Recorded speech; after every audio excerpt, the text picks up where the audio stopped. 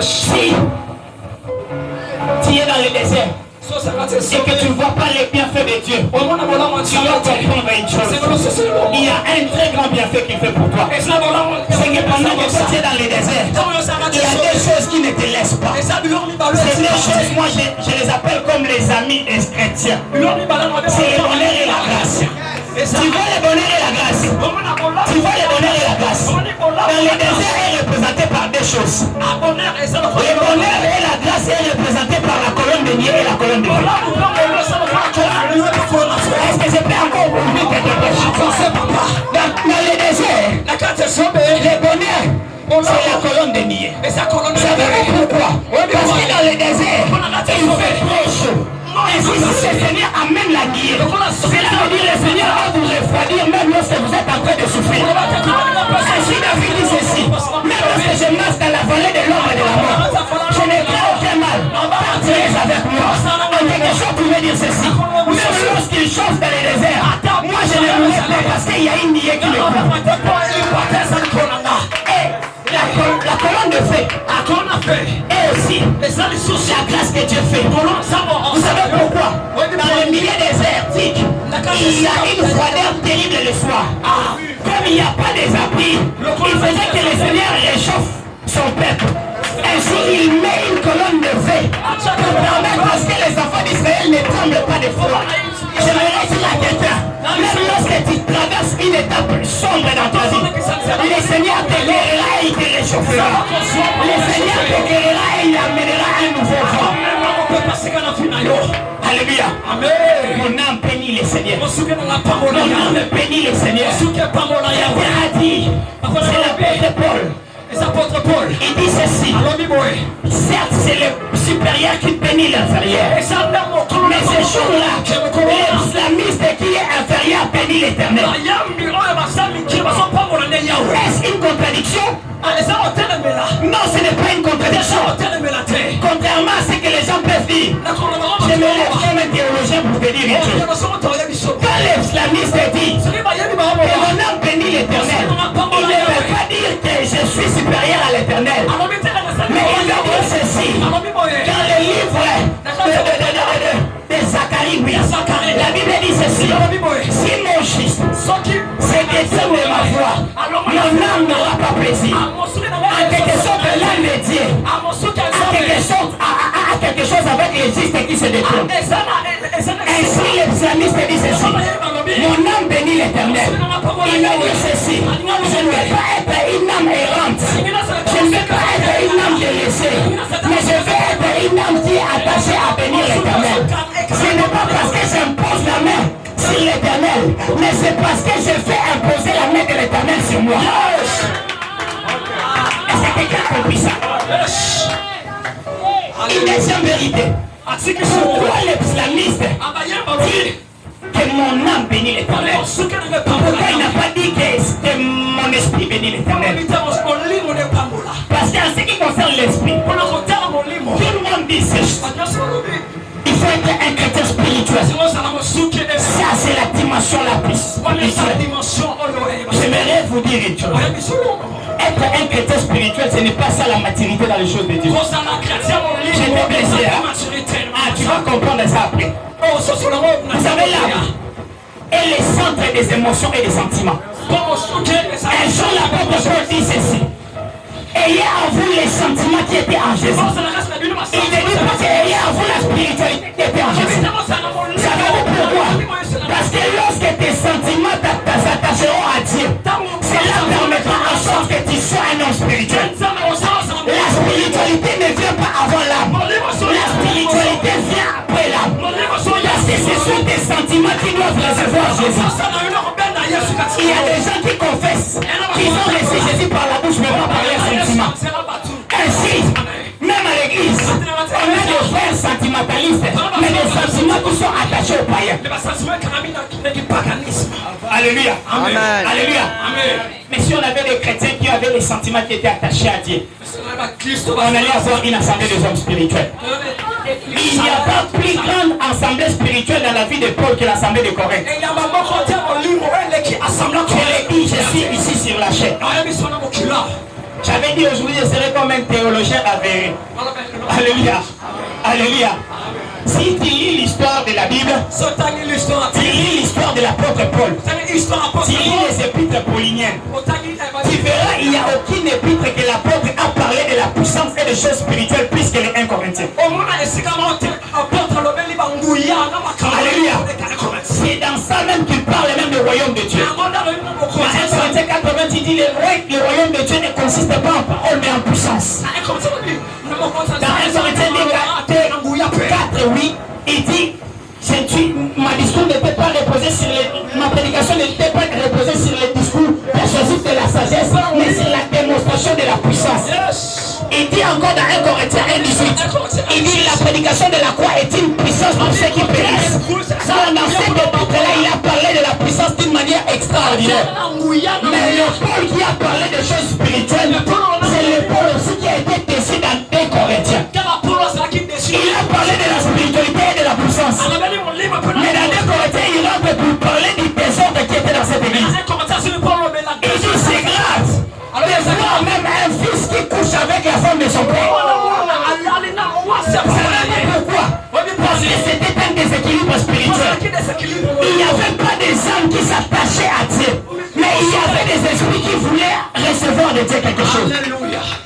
Et si l'extrémiste est ici, ne dira pas que mon esprit bénit le Seigneur, mais il dira mon âme bénit le Seigneur. Parce qu'il veut que ça ne soit pas seulement sa personne, mais il veut aussi que ça soit ses émotions. Tu es peut-être ici ce soir, mais tu n'es pas venu avec tous tes sentiments pour les déverser devant la croix de Jésus, pour les donner à Dieu. Tu es venu peut-être justement parce qu'il y avait une personne qui t'avait invité. C'est que ton âme n'est pas dans ces choses. Alléluia.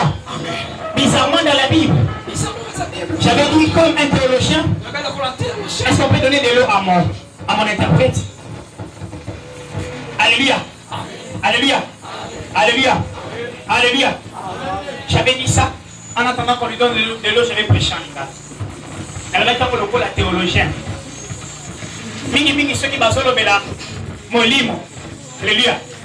Alléluia. Comprends les Lingala n'anga na mboka. Ils ont rattaché la Bible. Au moins, n'était pas dans la version sous le Bible, mon âme n'aura pas plaisir. Mais dans la version sous la Bible, mon cœur n'aura pas plaisir. Alléluia. Est-ce qu'il y a des gens qui lisent la Bible comme moi? La majorité des cas là où tu vois, on inscrit l'âme, là. Ce sont des endroits où on inscrit aussi cœur dans d'autres versions. Tu verras, Alfred Poem, même lui, il utilise ça fréquemment. Là, on a utilisé l'âme, lui, il utilise cœur. Alléluia. Alléluia. Pour ton information, lorsqu'on parle de l'âme, on parle aussi du cœur. Ainsi, quand David dit mon cœur bénit l'Éternel, il veut dire tout ceci, que mon amour bénisse l'Éternel. Parce que le cœur est représenté par l'amour. Alléluia. Les amoureux sont ici. Lorsqu'on parle de l'amour, on parle souvent du cœur. Ainsi, quand le psalmiste dit mon âme bénit l'Éternel ou mon cœur bénit l'Éternel, il veut tout simplement dire que mon amour bénisse l'Éternel. Or, la Bible dit ceci. Alléluia. Est-ce que je peux dire ce que la Bible dit? Amen. La Bible dit ceci. Dieu a tant aimé le monde, il a donné son fils. C'est que l'amour donne. Alléluia. Dans 1 Jean chapitre 3, le verset 18, l'apôtre Jean dit ceci. Petits enfants, n'aimez pas que l'amour prouve. Alléluia. Quand l'islamiste dit mon âme bénit l'Éternel, il veut dire ceci, que mon amour qui s'exprime s'attache à l'Éternel. Les gens qui aiment Dieu ne le disent pas seulement, mais ils le pratiquent. Les gens qui bénissent Dieu, ce sont les gens qui ne pleurent pas, mais ce sont les gens qui sont confiants. Alléluia. Mon âme bénit l'Éternel et n'oublie aucun de ses bienfaits. J'aimerais expliquer plusieurs choses. J'ai déjà fini mon introduction. Je suis maintenant dans le développement de mon message. Tu verras que mon introduction sera plus grande que le développement de mon message. Alléluia. Alléluia. Ça, c'est déjà un déséquilibre normal que tu dois comprendre. Excuse-moi. Alléluia. Alléluia. Alléluia. Excuse-moi. Parce que j'ai déséquilibré les choses. Je vais te citer aujourd'hui 6 choses qui ont été pour David les bienfaits que l'Éternel a fait. Alléluia. Dans les psaumes que nous avons lus, David dit ceci. Mon âme, votre humilité, je ne crois pas que ça pourrait être nécessaire que vous m'interprétez, mais... Alléluia. Alléluia. Alléluia. Il faut être humble dans la vie. Alléluia. C'est un grand homme de Dieu. Un homme qui, quand il se mettra à prêcher comme moi ici, je ne crois pas que je serai assis. Je serai seulement debout. Parce qu'il dira un mystère très extraordinaire. Alléluia. J'étais en train de dire, je vais citer 6 choses qui sont comme les bienfaits de Dieu dans la vie de David. Alléluia. Il dit, mon âme bénit l'Éternel. Elle n'oublie aucun de ses bienfaits. Pour David, mon âme, quand tu loueras le Seigneur, pour que tu le loues très bien, tu dois être motivé par ses bienfaits. Ainsi, il y a un cantique que j'aime beaucoup. C'est un cantique qu'on chante à Lingala. Ça dit ceci. Louange, écoute en Anzoto. Non, miracle, écoute en Anzoto. Et puis, sa louange. C'est que pour que la louange sorte, il faudrait qu'il y ait un miracle. Ainsi, les bienfaits, c'est le miracle. Ainsi, mon âme qui bénit le Seigneur, c'est la louange. C'est quelqu'un qui est en train de comprendre ce que je veux dire. Alléluia. Alléluia. Ainsi, David dit, mon âme n'oublie aucun de ses bienfaits. Ce que le Seigneur a fait là, même si petite qu'il soit, c'est bien fait là, si petit que ça soit, tu dois louer le Seigneur pour ça. Alléluia. Vous savez, le plus grand bienfait que le Seigneur nous fait, c'est de nous pousser à espérer encore. Alléluia. Quelqu'un me dit, je n'ai pas compris. La Bible dit ceci. Il y a encore de l'espoir pour tous ceux qui respirent. En quelque sorte, j'ai dit que le bienfait c'est d'espérer. Pour espérer, il faut avoir le souffle de vie. Ainsi, le plus grand bienfait que le Seigneur fait pour nous, c'est le souffle de vie. Parce que le souffle de vie permet que nous espérons encore. La Bible dit ceci. Mieux vaut un chien vivant qu'un lion mort. C'est que le bienfait, c'est la vie qui est dans ces chiens. Alléluia. Alléluia. Alléluia. Si on nous présente un cadavre d'un lion ici, on va tous les dédaigner. On va tous les ridiculiser. Parce que c'est un lion mort. Mais si on nous présente un chien vivant, même si on les dédaignait, il va quand même aboyer. Alléluia. Je vais le dire à quelqu'un. Les gens qui te négligent, laisse-les te négliger. Parce que tu es comme la femme cananéenne. Si on te prive la nourriture à la table, même les poussières qui vont tomber, tu vas les manger. Et les poussières qui vont tomber, permettra que ta fille qui sera malade sera guérie. Tu vois, hein? Tu ne lis pas la Bible. Ainsi tu ne comprends pas ce que j'ai dit. Dis à ton voisin 1-0. Et c'est sur le côté Zamba. Je vais te lire les 6 bienfaits de l'Éternel. Écoutez ce que David dit. Comme premier bienfait. Il dit, mon âme bénit l'Éternel et n'oublie aucun de ses bienfaits. Le premier bienfait qu'il dit, David dit, c'est lui qui pardonne toutes tes iniquités. Mon âme,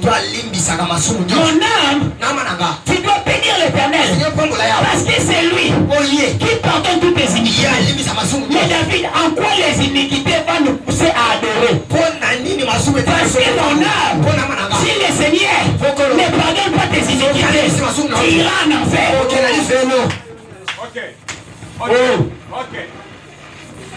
On dirait que tu as quelques poussières de secondes. Et on comprend les madame. L'âme, c'est la chose qui sera jetée en enfer. C'est l'âme de l'homme qui sera jugé. C'est l'homme qui passera par le jugement. Quand la Bible dit que vous passerez par le jugement, quand la Bible dit que vous passerez par les temps de feu, pour les temps de souffle, c'est l'âme qui sera jugée. C'est l'âme qui sera jetée. Alléluia. Il fait l'eau. Et ça, molimo non est peu cotam. Et les manos n'est peu cotam. Molimo ne sont pas un tap. Alléluia. Parce que molimo n'est pas un tap. C'est le Seigneur qui a soufflé, alléluia, son esprit dans l'homme. Et à un certain moment, il a retiré son esprit dans l'homme. Ça, c'est dans le livre de Genèse. Il dit, l'homme est méchant, et mon esprit n'habitera pas dans l'homme. Il retire son esprit, mais l'homme est resté vivant. Et si l'apôtre Paul dit ceci, il y a des hommes animaux, il y a des hommes charnels, et il y a des hommes spirituels. Les hommes spirituels sont ceux-là qui se conduisent par l'esprit. Les hommes charnels, ce sont ceux-là qui se laissent conduire par l'âme. Et les hommes charnels maintenant, ce sont les hommes animaux, pardon. Ce sont ceux-là que leurs âmes sont morts et ils sont conduits par les désirs de la chair. Alléluia. Alléluia. Alléluia. Bénir l'Éternel. C'est que le Seigneur a pardonné son iniquité. Précisons ici, David ne dit pas que le Seigneur a pardonné mon péché. Il dit le Seigneur a pardonné mon iniquité. L'iniquité est différente du péché.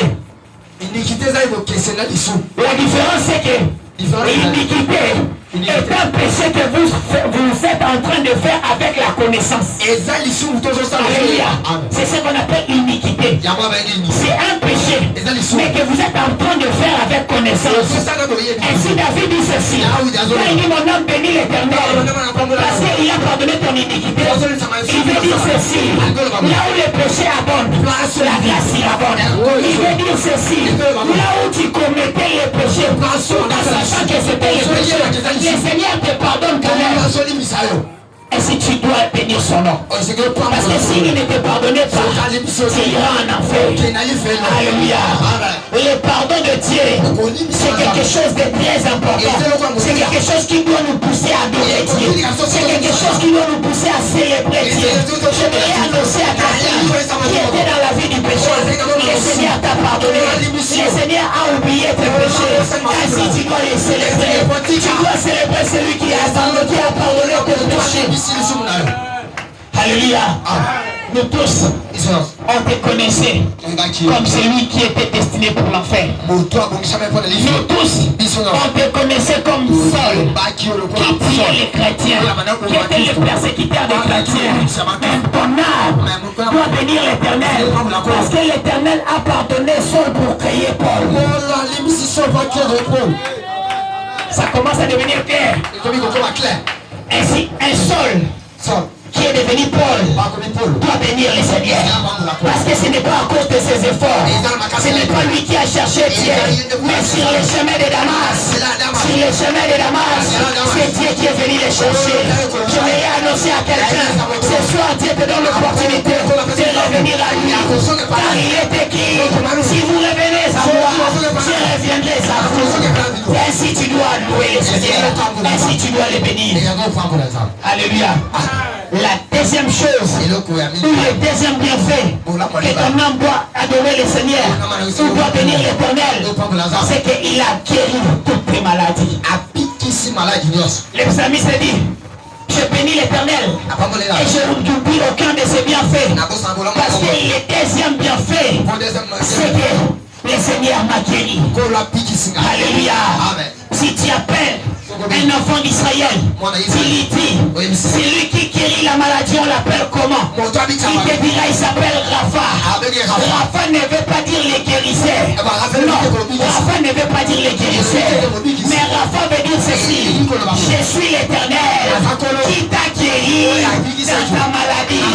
Ainsi cela veut dire ceci, je ne suis pas guérisseur, mais je me suis improvisé en guérisseur pendant que tu étais malade. Je vais dire à quelqu'un, le Seigneur a fait l'impossible pour permettre à ce que tu sois joyeux. Lorsque tu étais dans les difficultés, il s'est révélé pour te donner la solution à ton problème. Il n'a jamais été avocat, mais il t'a justifié lorsqu'on t'avait accusé. Il n'a jamais été médecin, mais il t'a guéri lorsque tu étais malade.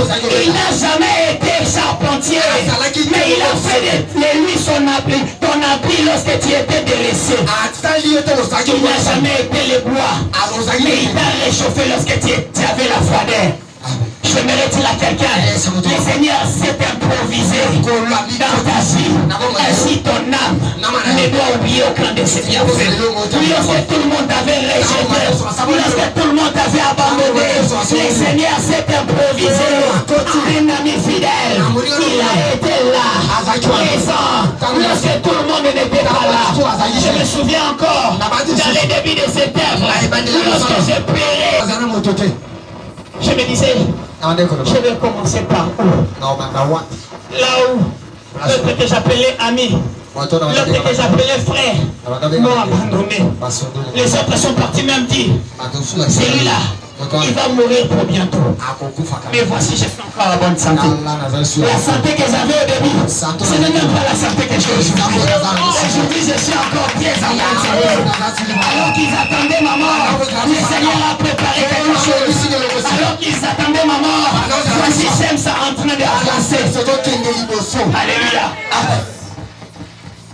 J'ai parlé ce matin avec mes enfants, on était en train de manger et de chanter. On s'est improvisé en guitariste et en chanteur. On était en train de chanter, on chantait et puis on mangeait. Je les ai dit, rappelez-vous encore les moments. Est-ce que vous vous rappelez de ces moments où on traversait Massina Pundano en pirogue? Là où les gens étaient là. Les autres avaient peur de l'eau. Ils regardaient la rivière en Chine comme ça, ils tremblaient. Et je me tenais debout, je leur disais, ceci pour vous un père. Et si vous avez peur, je serai là pour vous motiver. Ça a été le moment de bonheur. Là où on traversait ce moment-là, on traversait, les gens me regardaient comme ça. Ils disaient, ils sont qui ces gens-là? Ils sont qui? Ils viennent d'où? Quelle est leur histoire? Ils ne savaient pas que dans les secrets, on avait tué l'ours et les lions. Et on n'avait pas peur de Goliath. Ils sont là, ils peuvent témoigner. Il y a des gens qui étaient venus abandonner leur fétiche. Un frère est venu. Un jour j'étais en prière comme ça à l'église. Un frère est venu avec le fétiche. Il dit, papa, j'étais parti toucher au fétiche. Mais je suis venu pour vous donner. J'ai regardé le frère, j'ai dit,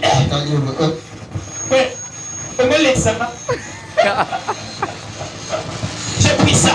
On a pris les arts. On a prié. Et il était délivré. Il y a même une sœur qui est partie consulter un catcheur qui est aussi célèbre ici au Congo. On l'appelle même champion de Kinshasa. Champion du Congo aussi. Il est parti les consulter. Et par après, elle avait comme la folie. Quand elle est venue me voir, je l'ai regardé comme ça. Je lui ai dit, celui-là est champion du Congo. Mais c'est lui que moi j'ai champion du monde. Il est champion de 9 planètes. Je l'appelle champion de 9 planètes. Alléluia.